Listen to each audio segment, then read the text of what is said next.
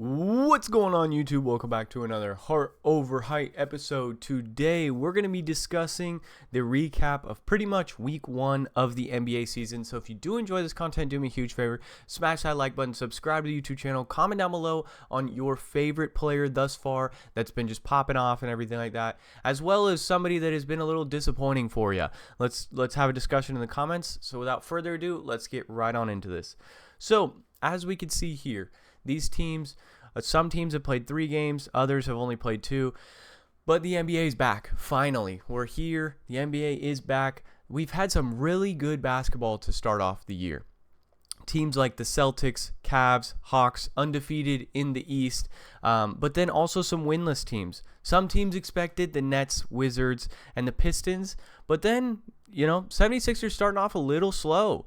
Of course, Embiid hasn't really been active. Paul George hyperextended that knee, so, who knows his timetable on being 100% back to healthy. But, yeah, one team I had discussed about to start the year that I thought would actually be a little better than they have so far performed was the Pistons. I know, of course, last year they went on that 0-28 run, but I was expecting them with the shooters and everything to kind of get off to a decent start. But, of course, they have started off pretty slow, which is okay. There's still, of course, plenty of time. We're going to be talking about all sorts of absurd stats and everything that you're going to see that's, of course, going to change throughout the scope of the season as we are only 3 games into it. But, yeah, teams that have impressed me so far. Of course, the Celtics are right back to where they left off. The Hawks actually look pretty decent. And the Bucks with Giannis, Dame, and then, of course, Brook Lopez. Brook Lopez is averaging 4.5 blocks per game, which we're going to get to, but some disappointing players as well. Tyrese Halliburton, he didn't shoot the ball well against the Knicks. He looked like garbage, but, of course, I'm assuming that's just kind of getting those jitters out early. He'll be back, no worries. LaMelo Ball has been playing out of his mind. Now, of course, you guys know my reservations towards LaMelo. I, of course, hope that the guy has a really healthy season. He performs really well, everything. I hope that this continues. But, of course, his track record has showcased that he hasn't had that healthy season thus far. So, just keep that in mind as we're going on with the season. LaMelo Ball is somebody that is a phenomenal player, but, I mean, who knows if those ankles are going to hold up kind of thing. I really hope that they do overall. I hope for his sake that he makes that all-star team, that everything looks really good on his end.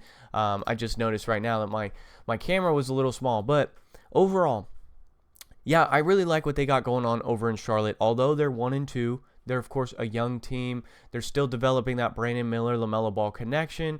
They've got decent players over there, too. Josh Green in there, Miles Bridges. Of course, he's done his stuff off the court, but I'm going to talk about his on-the-court play. Decent player, at least. Tyler Hero, another player who looks really good to start off the year. Paolo Banchero looking really good to start off the year. All right, out in the West, let's talk about the Western teams. The Lakers, undefeated to start the year. They look phenomenal. JJ Redick starting off pretty strong as the head coach of the Lakers.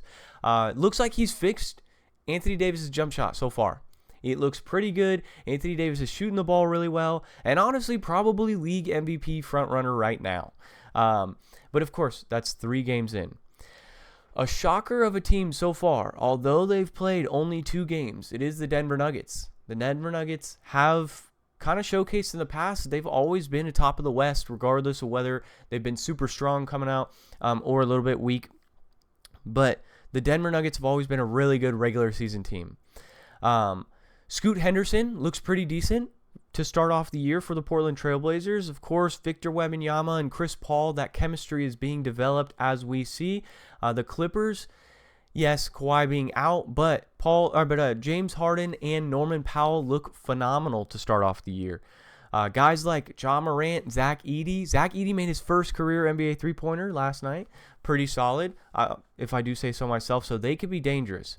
But right now, with the playoffs, we'd have teams like the Rockets, Trailblazers, Jazz, Kings, Nuggets out of that. Now, of course, everything is going to change around. I see some teams have started off a little stronger than we expected, or they always start off pretty strong and then they calm down. The Pelicans, for example, are a team that always starts off very strong. always top of the West, and then they slowly just gradually progress lower. So I expect them to drop. I do expect the Clippers to not be in the play-in. I don't think that they have the talent to match up with some of these other rosters.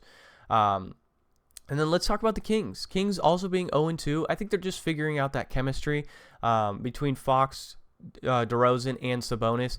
They're a team that will probably get better as the year progresses. You guys have known, I've still been skeptical about the DeMar DeRozan signing specifically. I just think the spacing there is a little questionable, especially with the rumors about trading Kevin Huerter. I think that you need a defensive caliber player to anchor this defense because the defense doesn't really look that great, right? The offense, sure. Offense looks really good. Domantas Sabonis, triple-double last night against the Lakers. He did get his streak ended by being undefeated against Anthony Davis, but of course that was on the backs of Anthony Davis and LeBron having really, really, really good games. Let's talk about some league leaders. Season stat league leaders to start off the year. Of course, 3 guys at the top, averaging 34 points, Anthony Davis, Luka, and Trae Young. I was not expecting such a hot start out of Anthony Davis. I'm not going to lie. I've had my reservations about him as well, just about his shot, him kind of being that number 1 option. I didn't know if he could do it. So far, so good, but I feel like we do this kind of every year, where he starts off really strong, has a game or two where he's really good, or even the opposite, really slow, and then he turns it around. So, but somebody else that's killing it right now, Jason Tatum, of course. He's shooting phenomenal from that three-point line. And then LaMelo Ball, like I spoke about earlier. Rebounds per game, we've got some big men, of course. Rudy Gobert, Giannis, Sengun, DeAndre Ayton, Chet Holmgren. I would expect DeAndre Ayton to be traded by the trade deadline. I think he'll be on another team. I think the timeline for the Trailblazers doesn't match up with the timeline for Ayton. Yes, he is still young. Don't get me wrong, but you drafted Donovan Clingan. You still have Robert Williams there. You're probably going to look to move off of DeAndre Ayton. So you let him kind of flourish now, get back up to where he's averaging a double-double, etc. And then one of those teams that needs a center, the Pelicans or something like that, who has these enticing younger pieces in the Herb Jones and the Trey Murphys and etc., you go and you get one of those guys. Then you also look to ship off of somebody like Jeremy Grant if you can. Just go and get your full rebuild, go get your young player, and then, of course, like we spoke about, they are 0-2. They're going to be on tank watch for this year. Chet Holmgren looks really good for the Thunder. He had a nasty dunk the other day. He's averaging 15 rebounds a game. I mean, you can't really ask much more for that guy. He's playing great basketball. Assists per game, James Harden, Trae Young, De'Aaron Fox, Chris Paul, Jokic, guys that you expect to be at the top of this list are at the top of this list so far. James Harden, always been a high assist guy, of course, and he gets to kind of showcase whether he's got that Houston Rockets James Harden still in the tank. And so far, so good. He's been playing pretty well. Blocks per game, Brook Lopez locking down that paint, 4.5 blocks like we talked about before. Miles Turner, 3.5 blocks. Chet Holmgren, 3. Walker Kessler, 3. Donovan Clingan, 2.5. Now, that's what I'm talking about right here. This Donovan Clingan, watch out for him, of course, as DeAndre Ayton continues his season. If Donovan Clingan is showcasing and continue to showcase what he showed so far, DeAndre Ayton for sure is on that chop block. But yeah, Chet Holmgren, 15 rebounds, 3 blocks per game. Like I said, can't ask for much more. Steals per game. Dyson Daniels getting out to a great defensive start. 3.5 steals per game for this Atlanta Hawks team. That new acquisition that they got. A young squad that's going to be exciting to watch. Probably a really exciting league pass team to watch. Jordan Poole, decent start. Look at this guy. Getting steals. Locking down on the defensive side of the ball. Never would have thought it. Shea, of course, 3 steals per game. Kyrie, Jalen Johnson. So Atlanta kind of starting off pretty strong there with, of course, Trae Young leading in points, almost leading in assists, almost leading in steals. Or, of course, Jalen Johnson almost leading in steals. Dyson Daniel leading in steals. Like, Atlanta kind of got something cooking over there. Field goal percentage. Of course, a lot of big men at the top of this list. And then T.J. McConnell. T.J. McConnell is shooting the ball well. Trace Jackson Davis hasn't missed a shot yet. A lot of pick and roll action going on. A lot of lobs to him. Everything like that. 3-pointers made. Jason Tatum leading the league. 17 made threes. Anthony Edwards showing that he can shoot the 3 ball at a high rate. So then Jalen Green, of course. Jalen Green is shooting the lights out right now. He's kind of that player, though. Little streaky guy. He's going to go on these runs where he shoots the ball really well, then has a month where he doesn't shoot the ball well. It is the J.R. Smith role, the Jordan Clarkson role.